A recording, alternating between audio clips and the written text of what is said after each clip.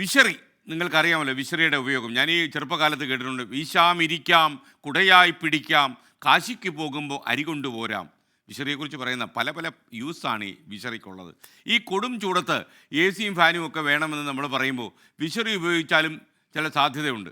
വിശറിക്ക് ആ പഴയ പ്രതാപമുണ്ടെന്ന് വിശ്വസിക്കുന്ന ഒരാൾ പാലക്കാട് ഇപ്പോഴും ഉണ്ട്. ചളവറ സ്വദേശി ഹസൻകുട്ടിയാണ് ആൾ.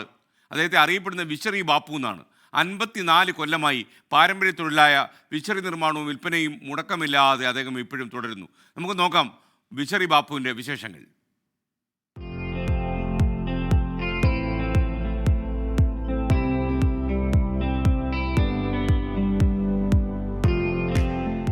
പന്ത്രണ്ടാം വയസ്സിൽ തന്റെ പിതാവിനൊപ്പം വിശറി വിൽപ്പനയ്ക്ക് ഇറങ്ങിയതാണ് ഹുസൻകുട്ടി. പിതാവിന്റെ മരണശേഷം വിശറി നിർമ്മാണവും വിൽപ്പനയും സ്വന്തമായി ഏറ്റെടുത്തു.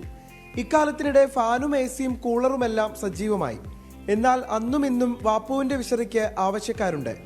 ഉത്സവ പറമ്പുകളിലാണ് പ്രധാനമായും വിൽപ്പന. ഇക്കാലത്തിനിടെ 1 ലക്ഷത്തിലധികം വിശറികൾ നിർമ്മിച്ചതായാണ് ഹുസൻകുട്ടി പറയുന്നത്.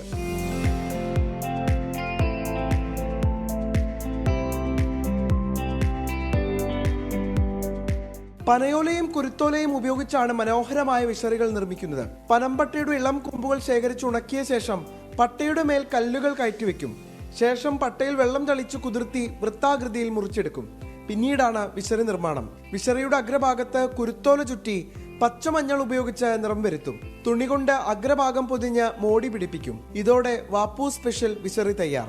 വിശറി നടത്തിയിട്ട് സുമാർ 55 കൊല്ലത്തിൻ്റെ മുകളിലായി. മുമ്പേ വാപ്പയുടെ വാപ്പ 2 തലമുറയായിട്ട് വിശറി പണിണ്ടായിരുന്നു. അപ്പോൾ അവരായിട്ട് നമുക്ക് പഠിച്ചു. വാപ്പയെ ഞങ്ങൾ പഠിച്ചു. ഞാൻ അങ്ങനെ ഉണ്ടാക്കിക്കൊണ്ട് ഉത്സവ പറമ്പുകൾ കൂടെ ഒക്കെ കൊണ്ടുപോകും, വിൽക്കും. അങ്ങനെ തന്നെയാണ്. 50 രൂപ മുതൽ 100 രൂപ വരെയാണ് വില. ഫാനും എ സിയും ഒക്കെ അടക്കി വാഴുമ്പോഴും വിശറിയെ വിസ്മയത്തോടെ നോക്കുന്നവരും കൗതുകത്തോടെ വാങ്ങുന്നവരും ഇപ്പോഴും ഉണ്ടെന്ന ആശ്വാസത്തിലാണ് ഹുസൻകുട്ടി. 24 പാലക്കാട്.